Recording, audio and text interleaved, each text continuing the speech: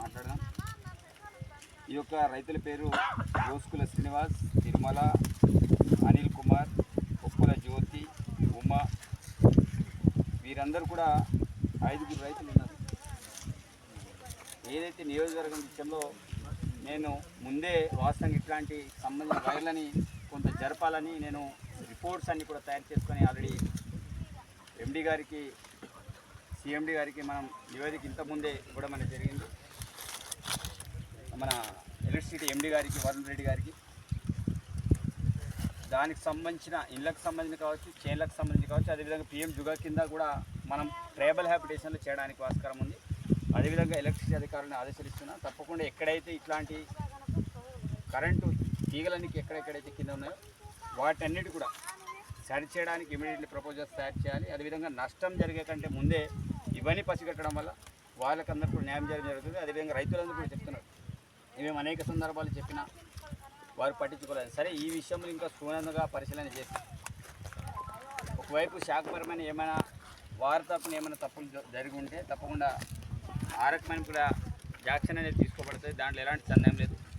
నష్టపోయిన రైతులు ఎవరైతే 5 ఉంటారో ఎవరు కూడా ఇబ్బంది పడకండి. మిగతా రైతులు ఇంకా చాలా చేనులలో ఇలాంటి సమస్యలు ఉన్నాయి. వాళ్ళు కూడా భవిష్యత్తులో మాకు జరుగుతుంది భయం కూడా ఉండాల్సిన అవసరం లేదు. ఈరోజే ఆల్రెడీ 99 డేస్ చివరి డే.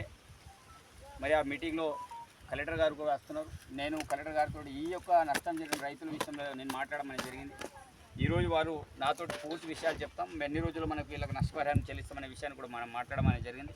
కాబట్టి నష్టపోయిన రైతులు మీరు ఇబ్బంది పడాల్సిన అవసరం లేదు. తప్పకుండా ఏదైతే జరిగిన మొక్కని ఏదో రకంగా దాన్ని కొనుగోలు చేసే విధంగా దానికి అదేవిధంగా మీకు నష్టపరిహారం మీకు ఇచ్చే విధంగా మేము తప్పకుండా చర్యలు తీసుకుంటాం. ప్రభుత్వం మీకు అండగా ఉంటుంది. ఈ విషయంలో గౌరవ ముఖ్యమంత్రి రేవంత్ రెడ్డి గారు ఇమీడియట్లీ అంటే జరిగిన సంఘటన వెంటనే వారు స్పందించి మరి వారందరూ కూడా ఇవ్వాలని అదే రోజు ఆదేశాలు ఇవ్వడం అనేది జరిగింది. నేను కూడా అదే రోజు అధికారులతో మాట్లాడడం అనేది జరిగింది, కానీ ప్రత్యక్షంగా రాలేకపోయినా. కాబట్టి అందుకే దేవుళ్ళు ఉండడం వల్ల ఈరోజు రావడం అనేది జరిగింది. కాబట్టి రైతుల్ని నేను కోరే ఒకటే, మీరు ఎంతమంది అయితే రైతులు ఇక్కడ నష్టపోయారో మీరెవరు కూడా దిగులు పడాల్సిన అవసరం లేదు. మీకు ఎంతైనా నష్టం జరిగిందో వీలైతే ₹1 ఎక్కువ ఇచ్చేటట్టు ప్రయత్నం చేస్తాం తప్ప ₹1 తక్కువ చేయడానికి మేము మీకు ఇబ్బంది పెట్టాలని ఇంకే చేయాలనే ఆలోచన రాదు.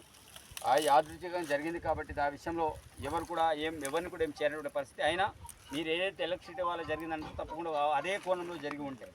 ఇంకొకటి 4 వైర్లు ఉండి 1 వైర్ని తీసుకెళ్లారనే విషయం చెప్తున్నారు. దానికి ఏం ఎక్స్ప్లెయిన్ ఇస్తారు తప్పకుండా వాళ్ళు కూడా లిఖితపూర్వకంగా ఎక్స్ప్లెయిన్ ఇవ్వాల్సి ఉంటుంది.